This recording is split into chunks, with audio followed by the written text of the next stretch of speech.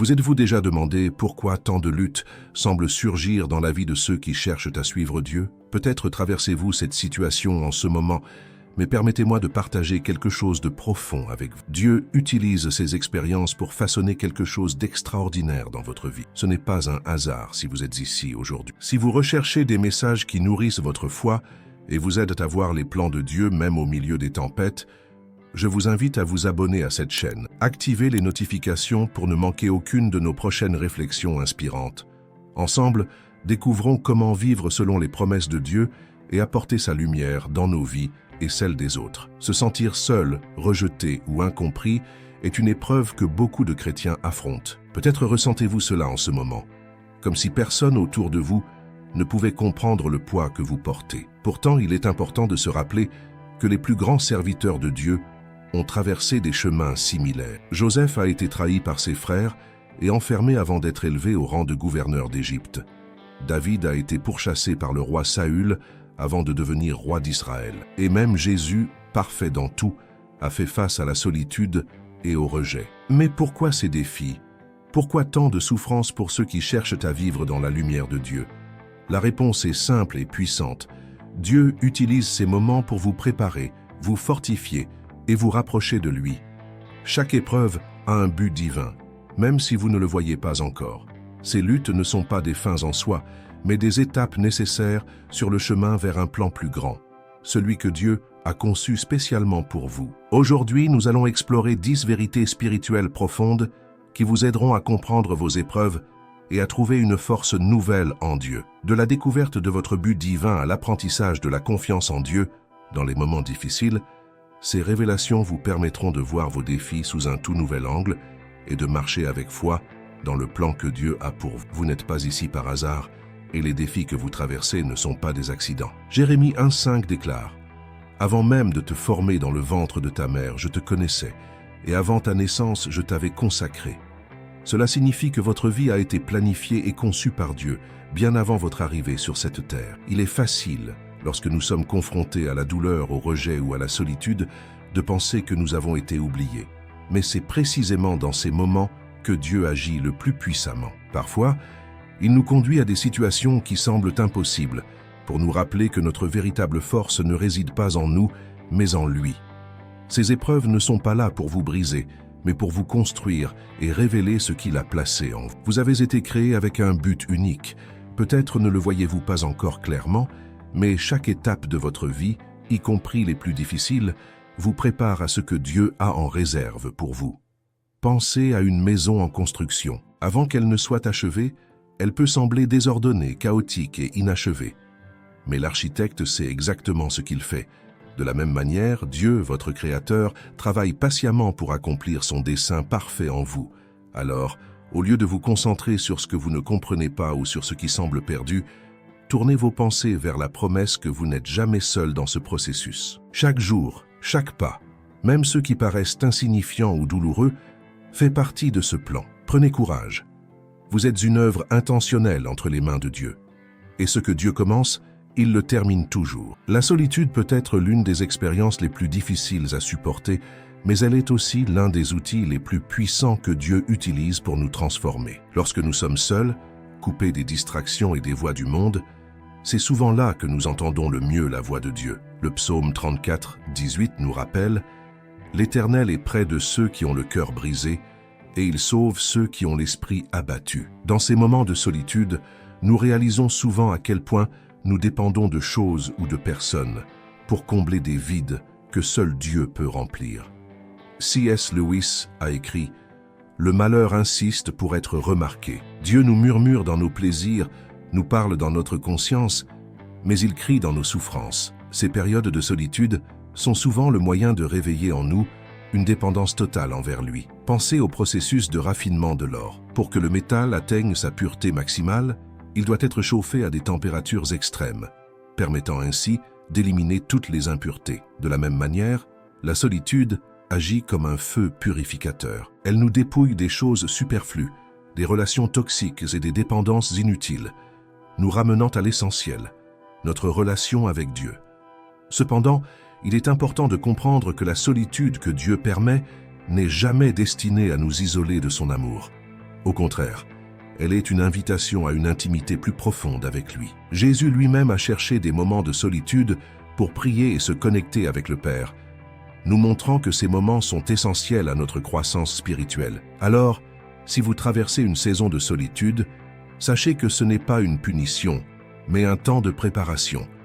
Dieu est à l'œuvre dans votre cœur, façonnant quelque chose de précieux. Accueillez cette solitude comme une opportunité de le connaître davantage, car c'est souvent dans ces moments que sa présence devient la plus tangible et que son plan commence à se révéler. Vous avez parfois l'impression de ne pas appartenir à ce monde, comme si vous étiez différent, à contre-courant des attentes de la société. Cela n'est pas une coïncidence. En Jean 15:19, Jésus dit « Si vous faisiez partie du monde vous aimerait comme étant des siens. Mais vous n'êtes pas du monde, et c'est moi qui vous ai choisi. » Cette séparation peut être difficile à vivre, mais elle est la preuve que Dieu vous a mis à part pour quelque chose de plus grand. Être choisi par Dieu signifie souvent être incompris par les autres. Vous pouvez être confronté à la résistance, au rejet, ou même à des moqueries pour vos valeurs et votre foi. Cependant, il est essentiel de se souvenir que cette séparation n'est pas un signe d'échec, mais une confirmation de votre appel divin. Regardez les grands personnages bibliques. Moïse a été retiré de sa famille et élevé dans un palais étranger. Joseph a été vendu comme esclave, et même Jésus a été rejeté par son propre peuple. Ces expériences de séparation les ont préparés à accomplir des missions extraordinaires. Lorsque Dieu vous met à part, ce n'est pas pour vous isoler ou vous faire souffrir inutilement, mais pour vous sanctifier. Le mot « sanctifier » signifie littéralement « mettre à part » pour un usage sacré. Cela peut impliquer de renoncer à certaines relations, à des habitudes ou à des chemins qui ne correspondent pas à ce que Dieu a prévu pour vous. Mais chaque renoncement est une préparation pour quelque chose de meilleur. C.S. Lewis disait « Les épreuves qui nous éloignent de ce qui est confortable nous rapprochent souvent de Dieu. Si vous vous sentez à l'écart ou différent, sachez que cela fait partie du plan divin. Dieu ne veut pas que vous vous conformiez à ce monde, mais que vous soyez transformés par le renouvellement de votre esprit. » Romains 12:2. Acceptez cette séparation comme un privilège. Vous êtes appelés à être une lumière dans les ténèbres et à accomplir un rôle unique dans le grand dessein de Dieu. La confiance en Dieu est l'un des fondements de la vie chrétienne, mais elle peut être mise à l'épreuve lorsque nous faisons face à des défis. Proverbe 3, 5, 6 nous enseigne « Confie-toi en l'Éternel de tout ton cœur et ne t'appuie pas sur ta propre intelligence. Reconnais-le dans toutes tes voies et il aplanira tes sentiers. » Ces paroles sont une invitation à déposer nos fardeaux et nos incertitudes entre les mains de Dieu. Dans nos moments de faiblesse, notre instinct humain nous pousse souvent à vouloir tout contrôler, à chercher des solutions par nos propres moyens. Mais cette approche nous épuise, car nous sommes limités. Dieu, en revanche, est illimité dans sa sagesse et sa puissance. Apprendre à lui faire confiance, c'est reconnaître que nous ne pouvons pas tout comprendre ou tout résoudre par nous-mêmes, mais que lui, dans sa souveraineté, sait ce qui est le meilleur pour nous. Un exemple puissant de confiance en Dieu se trouve dans la vie d'Abraham. Dieu lui a demandé de quitter tout ce qu'il connaissait pour se rendre dans un lieu inconnu, promettant de faire de lui une grande nation. Abraham n'avait pas tous les détails, mais il a obéi, démontrant une foi totale en Dieu. Cette confiance a non seulement transformé sa vie, mais aussi celle de générations après lui. C.S. Lewis écrivait que la foi, ce n'est pas seulement croire en Dieu, mais aussi lui faire confiance même lorsque tout semble incertain. Lorsque vous placez votre confiance en Dieu, cela ne signifie pas que les tempêtes disparaîtront instantanément, mais que vous aurez une ancre solide pour traverser ces tempêtes. Alors, quelle est votre plus grande inquiétude aujourd'hui? Est-ce un problème financier, une maladie ou une relation brisée? Peu importe la taille de votre défi, souvenez-vous que Dieu est plus grand. Déposez vos soucis à ses pieds et faites-lui confiance pour vous guider à travers chaque étape. La paix que vous recevrez en retour est une paix que seul Dieu peut offrir, et elle dépassera tout ce que vous pouvez imaginer. Vous êtes-vous déjà demandé pourquoi, à chaque fois que vous essayez de grandir spirituellement ou de suivre le chemin que Dieu a tracé pour vous, les défis semblent se multiplier? Ce n'est pas une coïncidence. En Éphésiens 6:12, il est écrit « Car nous n'avons pas à lutter contre la chair et le sang, mais contre les principautés, contre les pouvoirs, contre les dominateurs des ténèbres de ce monde, contre les esprits méchants dans les lieux célestes. » Satan sait que ceux qui ont un grand appel sur leur vie représentent une menace pour son royaume. Il utilisera donc toutes les tactiques possibles pour vous décourager vous distraire et semer le doute dans votre cœur. Ces attaques peuvent venir sous forme de tentations, de conflits relationnels, de peur ou même de pensées négatives. Mais il est essentiel de se rappeler que ces défis ne sont pas une preuve que vous êtes abandonné par Dieu. Au contraire, ils montrent que l'ennemi craint ce que Dieu peut accomplir à travers vous. Pensez à Job. Satan l'a attaqué de toutes parts, lui prenant ses biens, sa famille et sa santé. Tout cela parce qu'il était un homme intègre et fidèle à Dieu. Mais Job a persévéré. Et non seulement Dieu l'a restauré, mais il lui a donné encore plus qu'il n'avait auparavant. De même, Jésus lui-même a été tenté par Satan dans le désert avant de commencer son ministère. Chaque attaque était une tentative de le détourner de sa mission divine. Mais Jésus a répondu avec la parole de Dieu, démontrant la puissance des Écritures face à l'ennemi. C'est pourquoi Éphésiens 6:11 nous appelle à revêtir toute l'armure de Dieu pour tenir ferme contre les ruses du diable. Cela signifie rester enraciné dans la vérité, fortifié par la foi et protégé par la justice de Christ. Rappelez-vous, si vous faites face à une opposition spirituelle intense, c'est parce que Dieu a placé en vous un potentiel incroyable. Tenez bon, car celui qui est en vous est plus grand que celui qui est dans le monde. 1 Jean 4:4. Vous êtes équipés pour vaincre. Si ce message résonne avec vous et vous apporte un nouvel éclairage sur vos défis, prenez un instant pour aimer cette vidéo. Cela aide non seulement à faire grandir cette communauté de foi, mais aussi à permettre à d'autres personnes de découvrir ce contenu. Partagez également vos réflexions dans les commentaires. Qu'est-ce qui vous a le plus touché dans cette réflexion? Votre témoignage pourrait inspirer quelqu'un d'autre aujourd'hui. Les moments de difficulté, bien que douloureux, sont souvent ceux qui nous rapprochent le plus du cœur de Dieu. Le psaume 34:18 nous rappelle cette vérité précieuse. L'Éternel est près de ceux qui ont le cœur brisé, et il sauve ceux qui ont l'esprit abattu. Lorsque nous sommes accablés, épuisés ou perdus, nous découvrons à quel point nous avons besoin de lui, et c'est dans ces instants que sa présence devient plus tangible.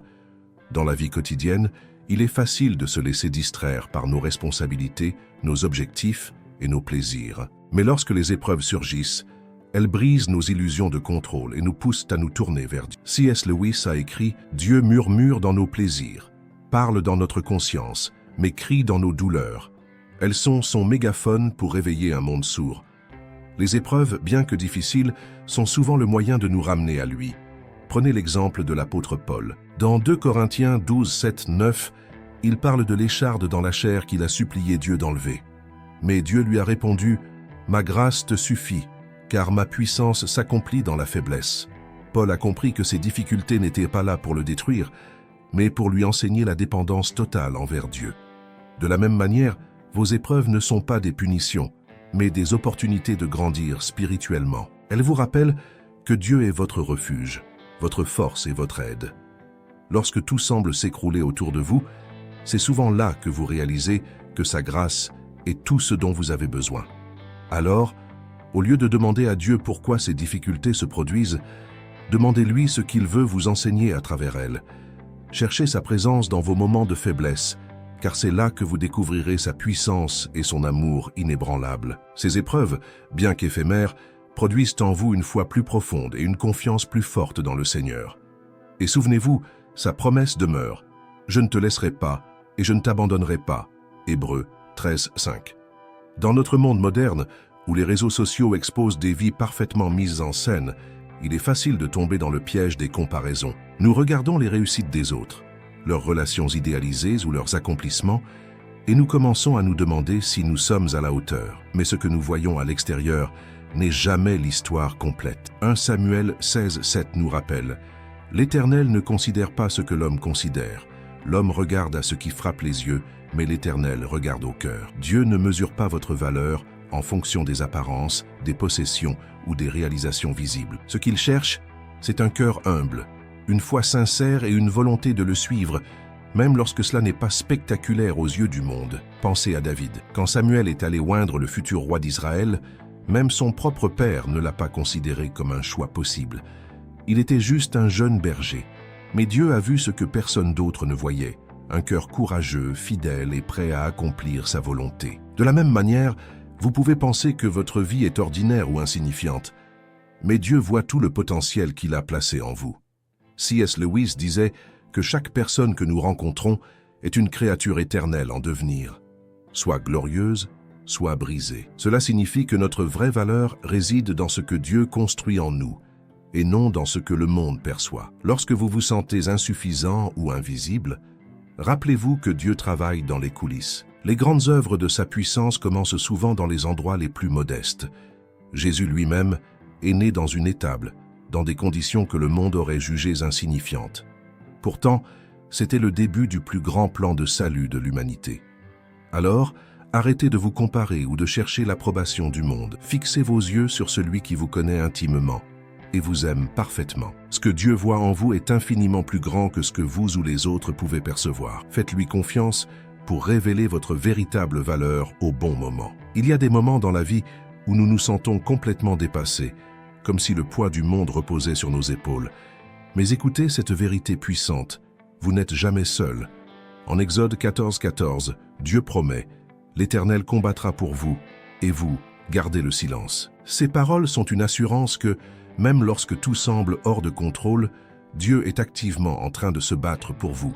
Imaginez les Israélites face à la mer Rouge. Derrière eux, l'armée de Pharaon se rapprochait et devant eux, une mer infranchissable. Ils étaient terrifiés, sans issue apparente. Mais c'est précisément à ce moment-là que Dieu a démontré sa puissance, ouvrant un chemin là où il n'y en avait pas. Cette histoire nous enseigne que, lorsque nous ne voyons aucune solution, Dieu est déjà en train de préparer une voie miraculeuse. Cependant, nous avons souvent du mal à lâcher prise. Nous essayons de tout résoudre par nous-mêmes, pensant que nos propres efforts suffiront. Mais la vérité est que nos luttes spirituelles ne peuvent être gagnées par des moyens humains. Éphésiens 6:12 nous rappelle que nous n'avons pas à lutter contre la chair et le sang, mais contre les puissances des ténèbres. C'est pourquoi nous devons apprendre à remettre nos batailles entre les mains de Dieu. C.S. Lewis écrivait que faire confiance à Dieu, c'est non seulement croire en lui, mais aussi lui permettre d'agir à notre place. Cela ne signifie pas être passif ou inactif, mais choisir de s'appuyer sur sa force et non sur la nôtre. Lorsque nous faisons cela, nous découvrons une paix qui dépasse toute compréhension. Philippiens 4:7. Alors, quelle bataille affrontez-vous aujourd'hui? Est-ce une situation financière désespérée, une maladie ou une relation brisée? Peu importe la taille du défi, Dieu est avec vous. Ses promesses sont claires. Je ne te délaisserai pas et je ne t'abandonnerai pas. Hébreux 13:5. Faites-lui confiance car il est fidèle pour vous protéger, vous guider et vous donner la victoire. Vous n'êtes jamais seul et dans chaque tempête, il est là, combattant pour vous. La vie chrétienne est souvent marquée par des moments de rejet et de difficultés, mais ces expériences ne sont pas sans but. Elles font partie du processus par lequel Dieu prépare ses élus à accomplir des missions importantes. Joseph, par exemple, a été rejeté par ses frères, vendu comme esclave et emprisonné injustement. Pourtant, ces épreuves ont été les étapes nécessaires pour qu'il devienne le gouverneur d'Égypte, sauvant ainsi des millions de vies. De même, David a été poursuivi par Saül, vivant dans des cavernes et des endroits reculés avant d'être couronné roi. Ces périodes de rejet n'étaient pas des signes d'abandon, mais des moyens par lesquels Dieu façonnait leur caractère et renforçait leur foi. Même Jésus, parfait et sans péché, a été rejeté par son propre peuple, trahi par un proche disciple et crucifié par les autorités. Pourtant, cette souffrance a conduit au plus grand triomphe de tous les temps, la rédemption de l'humanité. Lorsque vous faites face au rejet, il est facile de se demander pourquoi cela vous arrive. Mais rappelez-vous que suivre Christ signifie aussi marcher sur le chemin qu'il a emprunté, un chemin qui inclut des moments de rejet, de sacrifice et de douleur. Jésus lui-même a dit en Jean 15:20, « Un serviteur n'est pas plus grand que son maître. S'ils m'ont persécuté, ils vous persécuteront aussi. » C.S. Lewis a écrit, « Dieu murmure dans nos plaisirs, parle dans nos consciences, mais crie dans nos douleurs. » Ces expériences de rejet ne sont pas là pour vous briser, mais pour vous transformer, vous enseignant la persévérance, la dépendance envers Dieu et une foi plus profonde. Alors, si vous traversez des moments de rejet ou de difficulté, souvenez-vous que vous êtes en bonne compagnie. Les plus grands serviteurs de Dieu ont connu des épreuves similaires, et chaque pas qu'ils ont fait à travers ces difficultés les a rapprochés de leur appel divin. Ce que vous vivez aujourd'hui est une préparation pour ce que Dieu a prévu pour vous demain. Tenez bon car toute chose concourt au bien de ceux qui aiment Dieu, Romains 8, 28. Peu importe à quel point la situation peut sembler sombre aujourd'hui, sachez que Dieu a un plan précis pour votre vie, un plan rempli de paix et d'espoir. Jérémie 29, 11 le dit clairement, « Car je connais les projets que j'ai formés sur vous, dit l'Éternel, projets de paix et non de malheur, afin de vous donner un avenir et de l'espérance. » Lorsque nous sommes au milieu de la tempête, il est facile de perdre de vue cette promesse. Nous nous demandons pourquoi les choses ne changent pas, ou pourquoi les obstacles semblent insurmontables.